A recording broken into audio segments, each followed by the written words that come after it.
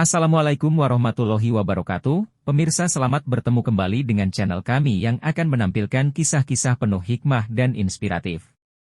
Hari ini kita akan mengunjungi Ibrahim bin Adham, seorang waliullah yang sangat luar biasa. Ibrahim bin Adham adalah Raja Balkh yang sangat luas daerah kekuasaannya. Kemanapun ia pergi, 40 pedang emas dan 40 tongkat kebesaran emas diusung di depan dan di belakangnya. Pada suatu malam ketika ia tertidur di kamar istananya, langit-langit kamar berderit seolah-olah ada seseorang yang sedang berjalan di atas atap. Ibrahim terbangun dan berseru, "Siapakah itu?" Seorang sahabat, terdengar sebuah sahutan. "Untaku hilang dan aku sedang mencarinya di atas atap ini." "Goblok, engkau sedang mencari unta di atas atap," seru Ibrahim. "Wahai manusia yang lalai." Suara itu menjawab, "Apakah engkau hendak mencari Allah dengan berpakaian sutra dan tidur di atas ranjang emas?" Kata-kata itu sangat menggetarkan hati Ibrahim. Dia sangat gelisah dan tidak bisa melanjutkan tidurnya. Ketika hari telah siang, Ibrahim kembali ke ruang pertemuan dan duduk di atas singgasananya sambil terus berpikir, bingung dan sangat gundah. Para menteri telah berdiri di tempat masing-masing dan hamba-hamba telah berbaris sesuai dengan tingkatan mereka. Kemudian dimulailah pertemuan terbuka. Tiba-tiba seorang lelaki berwajah menakutkan masuk ke dalam ruangan pertemuan itu. Wajahnya sedemikian menyeramkan sehingga tak seorang pun di antara para menteri maupun hamba-hamba istana yang berani menanyakan namanya. Semua lidah menjadi keluh. Dengan tenang lelaki itu melangkah ke depan singgasana.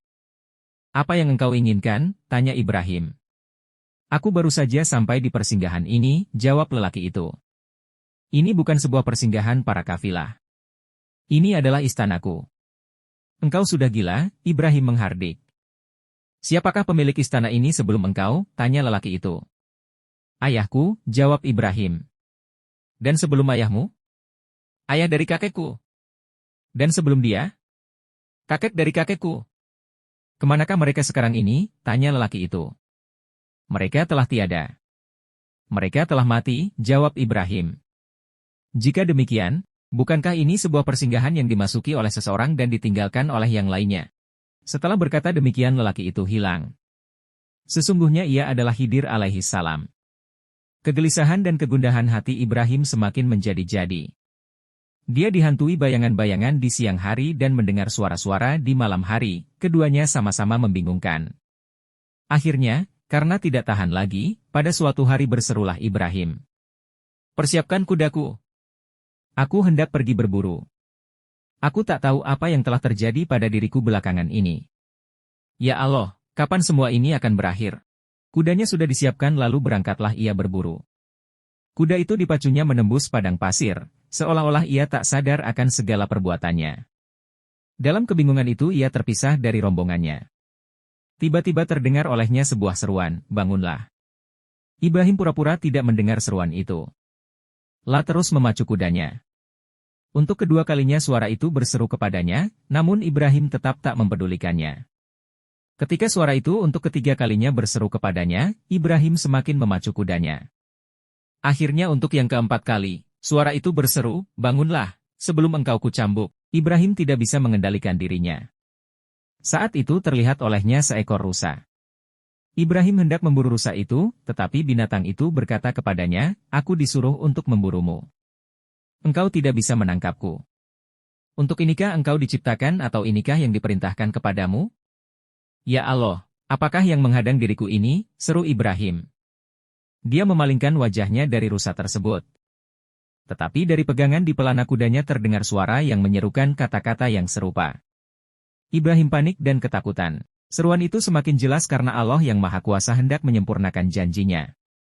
Kemudian suara yang serupa berseru pula dari jubahnya. Akhirnya sempurnalah seruan Allah itu dan pintu surga terbuka bagi Ibrahim. Keyakinan yang kuat telah tertanam di dalam hatinya.